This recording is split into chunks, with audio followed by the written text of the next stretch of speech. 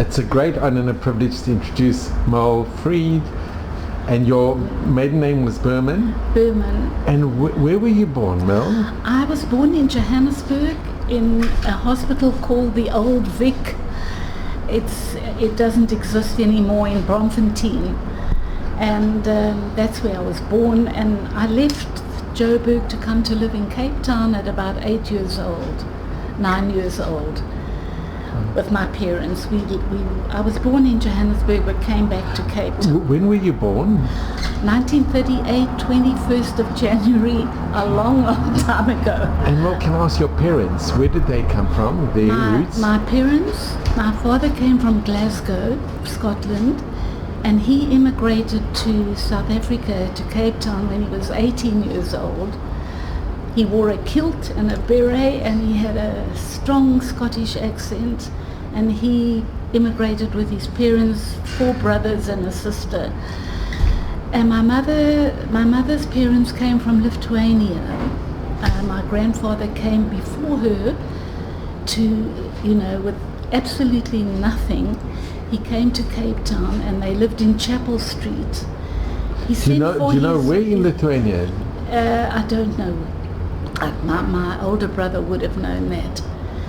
And they lived in District 6. That's where all the Jews lived in those days, in Chapel Street. And my mother was born in Cape Town.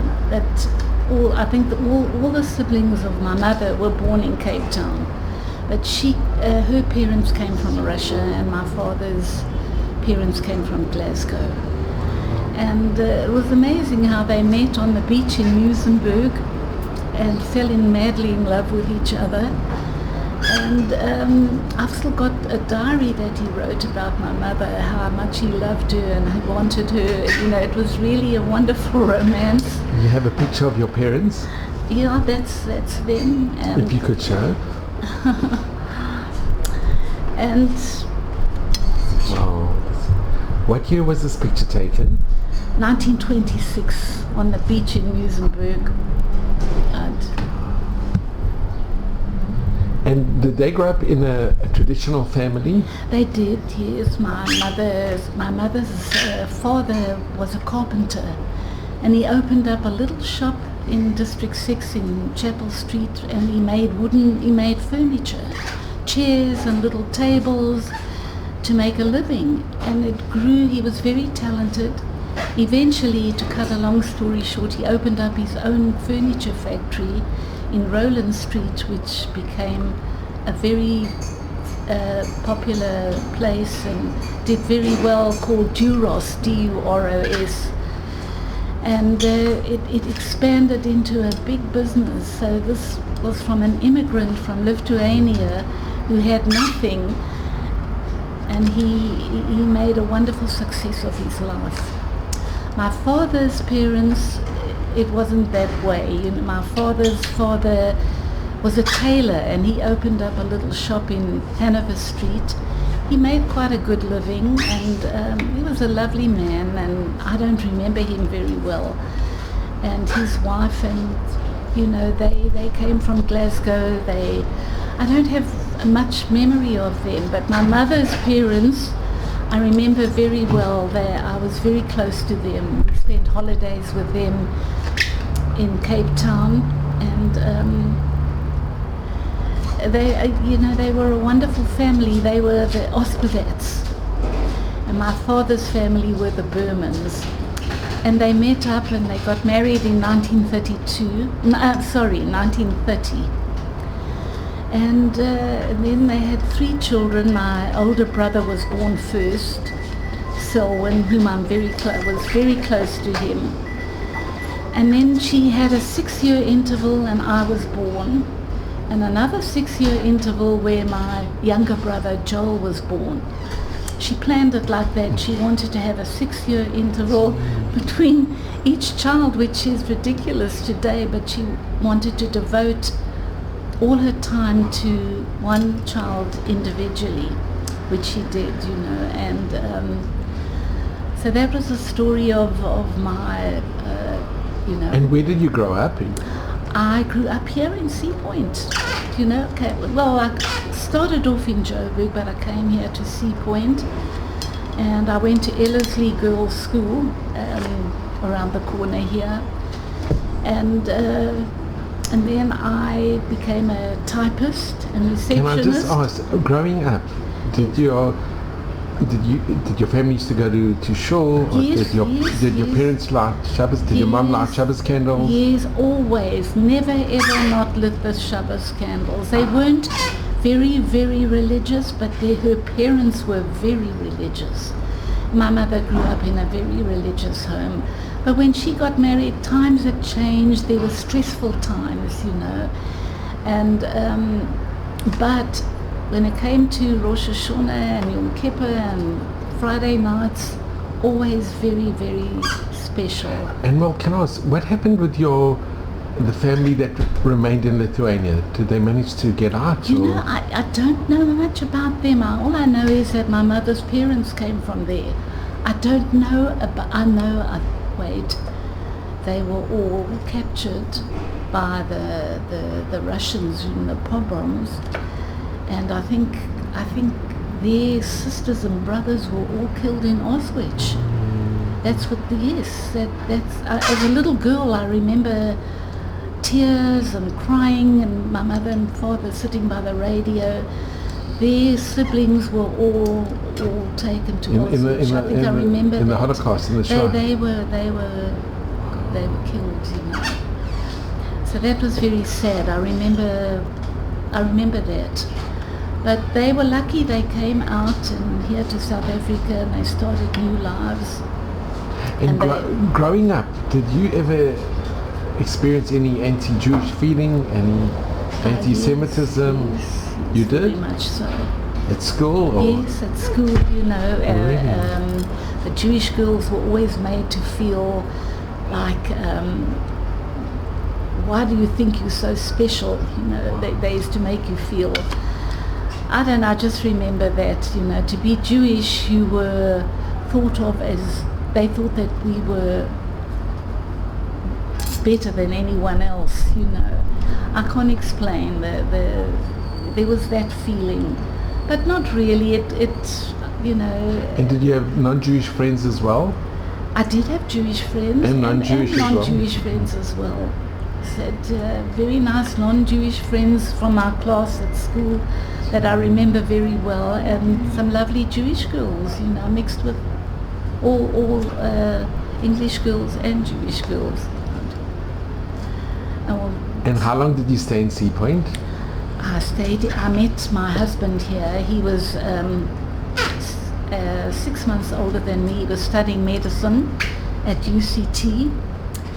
And my cousin, Ruby Osperdat, who worked at Duros Furniture, introduced me to him. And I was 17, 18, he was 18. And we liked each other very much. And he asked me to go study with him. I said, but I'm only 18 and you're 19. He said, you're the girl for me. I want you. And we waited 6 years until we got married. You waited 6 years? Because his parents said you can't get engaged or married until he's finished his medical studies. So we got married in 1961. And we had 4 wonderful children together, and he died a very young man, heart trouble. He was only 54, 55. So I've been on my own for a long time. And where did you live when you were married? No, when we were married, Adrian was born straight away. I fell pregnant on honeymoon, and she was born here in Cape Town. And then his father died. He was a medical practitioner in Vereeniging. And when he also died a young man, he left his practice going, and my husband's name was Poppy. They called him Poppy, that was his nickname. His mother phoned and said, listen, you must pack up and come to Vereeniging because I want you to take over Daddy's practice. And we needed to make a living, you know, money. He was a father now, and he had a little daughter. So we packed up, left Cape Town, and we went to live in Vereeniging. and Adrian was actually born in Cape Town, but we landed up in Vereeniging. And was the transition very difficult? Very going difficult, to, from very such difficult. a beautiful... I hated it. I cried like a baby at the airport when I said goodbye You'd to say my goodbye to your parents and family. my brothers, and it was, I never thought I was going to handle it. And by the way, my husband was a very religious man, very, very much into his Jewish tradition. Because he said to me, when you marry me, there's one thing you got to do for me. I said, what's that? He said, you have to keep a strictly kosher home. And I wasn't brought up that way, although my parents were very much Jewish, but we weren't that involved. But my mother showed me the path and taught me how to keep kosher and everything, and I did it for him. And there was a Jewish community in Vereeniging. Yes, there was a shul. Wonderful Jewish community, a shul, rabbi, the chazan, everything. It was a wonderful shul, and we all have such happy memories of my days in the shul there. And then the shul closed down in latter years, but it was a wonderful community, and all my happy times I remember in Vereeniging, Really? where my children grew up there. And did your family come and visit you, or did you come to Cape Town to visit? My father couldn't come that often because he was working and he was traveling for the firm he worked for. But my mother came regularly. She couldn't keep away. She used to come to see the children and stay for long intervals. And unfortunately, she was a sick woman. She had heart problems, and she died when she was 63. And I was devastated when she died, and but life had to go on, and I had 3 little children. And I have happy memories of my life in Vereeniging. We had wonderful friends, a wonderful community. We were all very involved in Jewish affairs. My late husband was chairman of the lodge, the Hebrew Order of David. Oh, really? And for years, and he was very involved and wanted his children to have a Jewish education, so they went to King David Hostel, and I think that's how Lucille and Adrian met. And became best friends. And became best friends. Yes, that's so Which has true. remained all these years. Lucille even came to my home in Vereeniging. Remember that? So, it goes back a long time, but they were good memories, and I had 3 other children after Adrian. And what else can I say? Now I'm an old lady of 84. No, it's amazing. And my life all of a sudden is going too fast. But you've got family in Cape Town, you have family. I've got all my children here. It's wonderful. 3 daughters and a son in Johannesburg, who's also a lovely young man with the family. And Merle, if I can ask, what message do you impart to your children and grandchildren? I say to them, never look for points with each other, accept each other as you are, and work at your marriages, because it's very, very important for that to happen. And never take anything for granted. Love each other always, give of yourself to each other, and that's the most important thing, that your marriages are happy and healthy, and you grow up with a love family unit. That's the most important thing that Hashem can give anybody. Merle, thank you so much. You've been amazing. I'm sorry, I was nervous. No, you were incredible. Merle, thank you so much. And you should, I'd may stream to 120, just in Mazel and Brocha and in good health. And just nachas from your dear family, your very special family. I didn't want to do this, but I thought I must do it again. Otherwise, if I leave it, I'll start thinking of it. No, Merle, you were amazing. And Merle, really, we just wish you all the very best, and just enjoy your dear family. Thank you. And you can be very proud of your family, and they're very proud of you. I am doing that. There's nothing more I want than my family. Wonderful. Thank you so much, Merle. Thank you, Liz. Thank you. This is a picture of my family years and years ago. My granny, Fanny Ospervat, with her husband Hyman Ospervat, who came to Cape Town from Russia, and he became a wonderful businessman, big furniture factory in Rowland Street. My brother's 13th bar mitzvah, he was 13 on his bar mitzvah day. I think I'm sitting in the middle there giggling, and there's my mother and my father and my younger brother Joel, who was born six years between the three of us, 13, 6 and a couple of months. So that picture is very sentimental to me, this photo. It means a lot to me. I remember it clearly, you know. Wow. A very You were so young at that time. I was 6 years old then. And you remember? Yeah, my brother just turned 13, and my younger brother, the baby there, was about 4 months old. And you remember your brother's bar mitzvah? Very clearly, in the Yeovil Synagogue, Johannesburg. The Yeovil Synagogue, we all sat there so excited watching their firstborn have his bar mitzvah. And then they had an affair in the Civ Hall at breakfast, a tea in the Civ Hall, Yeovil. And well, here's a beautiful picture. How old were you? I was 5 years old, and I remember that day clearly at the photographer when they took that picture.